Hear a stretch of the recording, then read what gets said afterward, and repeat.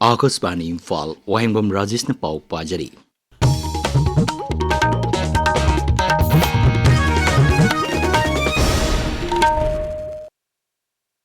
BJP Manipur Pradesh ki President A. Sardar Debina Sabhabati oiduna ngasi Imphal gi Nitepa chutekta leiba Thambal Sanglenda BJP gi MLA singi oiba mifam ama pangthokre. Mifam adu A. Sardar Debina handakta Delhi da chatna kendra gi luchingba singa unaruba matung BJP gi MLA singi oiba mifam adu pangthokkibani. Tungda paumisinga unabada Srimati Sardar Debina hai Manipura irang namthare harabasu marakta thoaningdaba thokdok kaya thokliba singi matangda kendra gi luchingba singda marik chumna paudamki mang hai kendra gi luchingba singda Manipura athu matamda popular government ama thambiramnaba taksilamki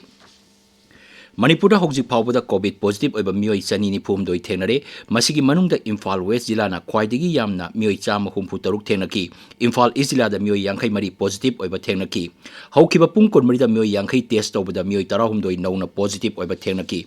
COVID positive oiba mioi kuntrahum doi naba phakibaga loinana hojik active case marfudrani pan lairi adumoi namak laina astagi hojik maki oina misi mina thokpa laitri home isolation da mioi marfu mapan lairi numit tareni gi layeng chatharaba matung haukiba pung kunmari da mioi kumapan naba phakre Indian Meteorological Department Imphal Center ki pawng matungina hayeng None Churachandpur amasung Frejol gi mafam kayada akhak arauga loinana akan menong chugani hari Imphal West, Imphal East, Ukrul, Kamjong, Tengnopal amasung Chandel gi mafam kayadana akhak araug tawgani hari Lebapopa numitana Tamenglong, Jiribam, None Churachandpur amasung Frejol gi mafam kayada akhak arauga loinana nong kanna chugani hari Rajya Sarkar ki Directorate of Environment and Climate Change sinduna tha amna chup na chatharpa World Environment Day lising ani kunma loisinbagi thoram hayeng pangthok lagani malem gi oina plastic na thuanba pollution muthat asi haiba hiramda thoram asi Imphal ki Palace compound da leiba City Convention Center da pangthok kani thoram gi saruk amoina hayeng ayuk thau ground dagi City Convention Center fawba cyclotron ama chatkani masigi mathakta self help group sing amadi college sing da plastic bottle bank chani yen thokani thoram du da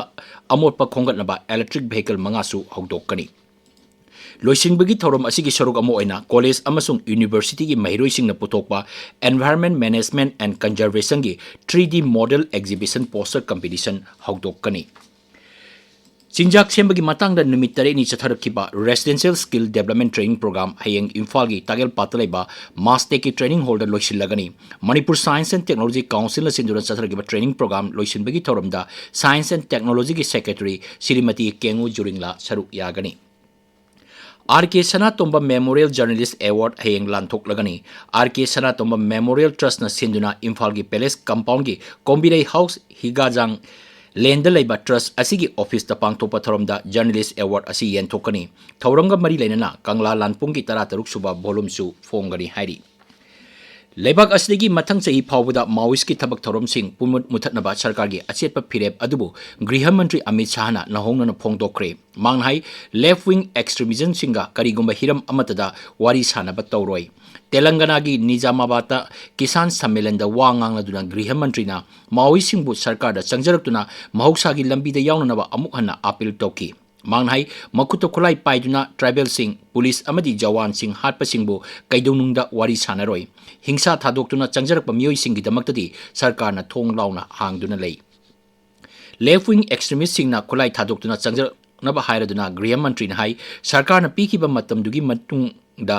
Lebak asidagi left wing extremism loisin bahai basi kendra achetpa phirep ni Kumgi nong mauksa gi matamdagi numit mapani ngangkhana lebak sinba tungbada nong chure Akasbani ga wari sanabada Indian Meteorological Department gi Director M Mohapatra na hai khan nong suptagi horpa kumgi nong na lebak sinba tungbada nong chure masi hanadi July 9 da yaurakani haina panarambani mangnai kumgi nong lebaki konung Delhi da yauruktuna lagliba numinini asida mayai orop nong chugani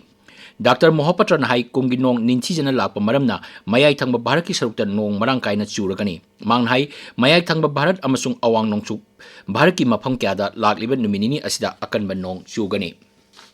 Himachal Pradesh nong kana chubadagi nong mari leina ba thokdokta hojik pawbada mioi 13 sikre lupa koti kaya marungi lanthum mang tak le hari Akasbani Paumin hai Raija du cheliba maru eba turel amadi khong singi isingi imai kudong thiba thaki marakta chele ching ningkhai bana maram oiduna lambi 13 phaunadre pau loijare